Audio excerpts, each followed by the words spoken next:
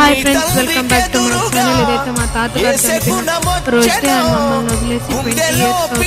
Every year ఇవన్నీ పూజ సామాన్లు తెచ్చి అక్కడ సమాధి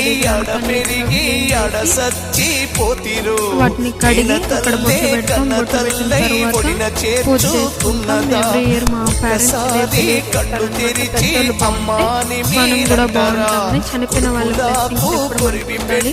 సో మా తాతగారు 20 years అవుతుంది. ఎవ్రీ ఇయర్ పూజ చేసుకొని దీపం పెట్టి కొబ్బరికాయలు కొట్టి దేవుడికి అన్నం పెట్టుకొని కాకికి అన్నం పెడతామండి. ప్రతి ఇయర్ ఇక్కడ వచ్చి పూజ చేసుకొని వెళ్తాం. ఇలాగా నెక్స్ట్ ఇక్కడ నుంచి వెళ్ళేటప్పుడు ఆ ప్రసాదాన్ని అంతా దారిలో అందరికీ పంచిపెట్టి ఇంటికి వచ్చి ఇంట్లో కూడా పూజ చేసుకొని ఫాస్టింగ్ని రిలీజ్ చేస్తాము.